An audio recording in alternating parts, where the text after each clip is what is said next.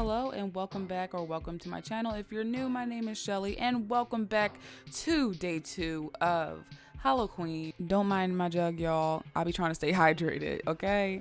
So anyway, today's look will be a haunted house.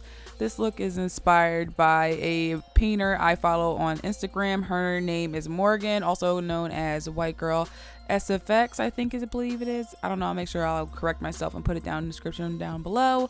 But yeah, so I am doing a recreation of this look that she did. So I did a custom stencil, and I need to stop using printer paper and get some cardstock paper, because literally I wasn't thinking before I actually did this, and literally as soon as I put the water on this from the paint, this stencil fell apart, y'all. But yeah, y'all, you can see I used black paint before this by accident because I was really tired this night, wasn't really thinking, and I started applying black paint instead, and then I realized that you are using an orange background, so it's not going to look right like that. So I had to wipe it off, redo the whole thing all over again. And when I tell you, this paper was falling apart at the seams, girl. Literally, I'm holding it right now, and literally if I didn't hold that, it was going to be a disaster. Right now I'm just applying orange paint all over that stencil to give me just a little trace of the background of the house, so I can apply the outline of it afterwards, and then we can fill in the background colors and all that good stuff. So I will get back to y'all once we get to that part.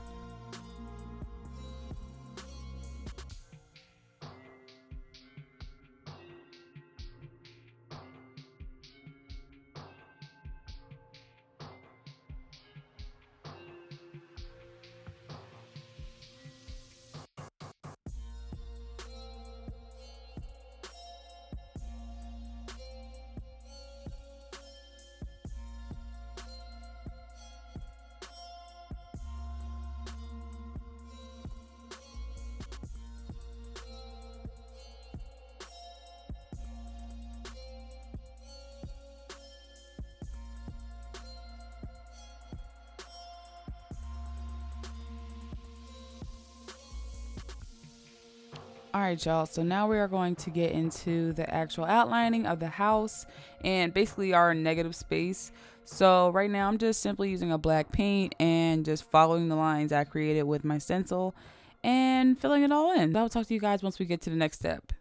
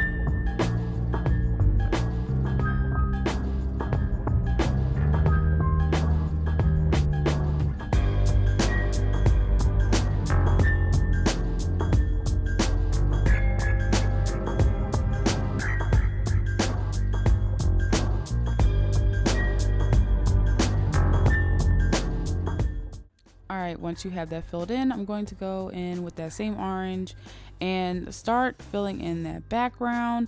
I don't know what I was thinking, using that thumb little pusher thing. I don't even know what to call that, but that wasn't working. It's got a cute little blend, but it wasn't happening.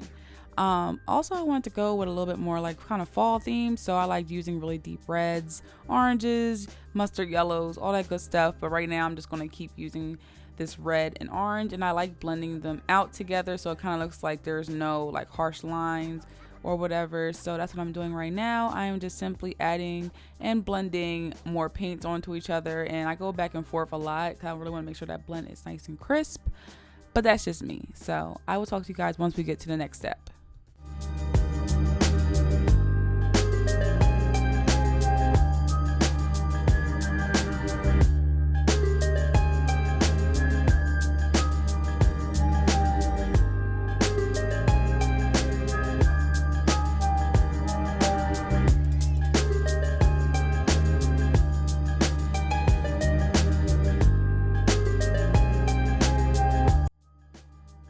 So last minute I changed my mind. I wanted to add this big full moon, and I just used a makeup wipe and just wiped away some of the paint, which was a task because I forgot I put a big freaking tree there with all these detailed branches, so that was something to get around.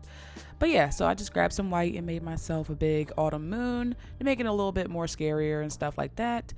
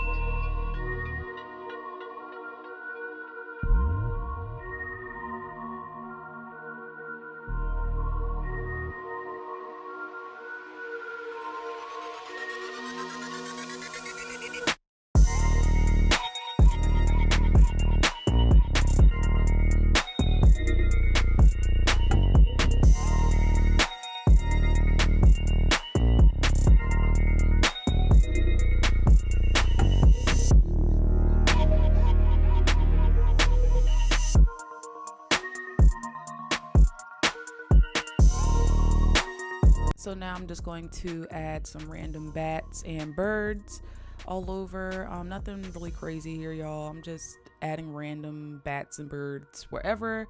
Yeah, so I will talk to you guys after this is done.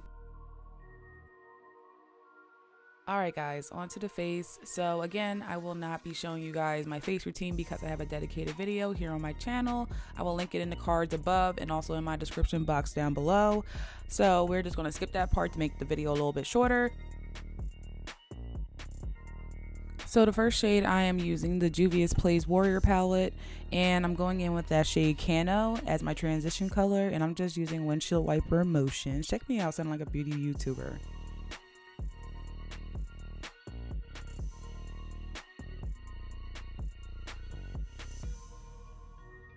So to deepen my crease, I will go back in with the shade Mino, and this is really deep chocolate color that I love so much.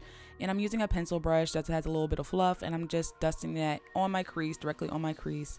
And don't worry if it gets on your eyelid. We're going to clean that up with concealer in a second. So now I'm going in with some LA Girl medium beige concealer, and I wanted it to be a little bit lighter because I wanted the glitter that I'm going to use on my eyes to actually show up a lot better. I find sometimes when I use my shade, it kind of transfers through the glitter sometimes, especially if it's a light glitter. So we got to make sure that that don't happen. Right now I'm just giving myself a really dramatic cut crease. Just take your time and make it happen. So for my eyelid shade, I'm using that middle shade in the palette called Marimi, I believe it's called. I'm sorry if I mispronounced that, but it's the middle shade, that really pretty champagne color, like a light gold champagne color. So I'm using that and I'm patting that all over my lids. So you guys already know how I'm coming. I am bringing out the dramatic wing eyeliner because I can't stay away too long. You know that's not gonna happen, especially because we didn't do it for the first one. But yeah, so I'm just using my Inglot number 77 liner, and this is my all-time favorite liner ever. It is so black and it is so just oh my god. Anyway, all right y'all, so I added lashes, my lip color, my foundation, concealer, all that good stuff off camera. But yeah, this was a really quick paint for me. I really enjoyed it because I love fall colors and stuff, because y'all know I'm a fall baby. But yeah, so I hope you guys enjoyed this video, and please let me know in the comments down below, and make sure you like and subscribe to my channel. Make sure your post notifications is on by clicking that bell, and I will be posting every other day in October until Halloween. So I will see you guys in the next video. Bye.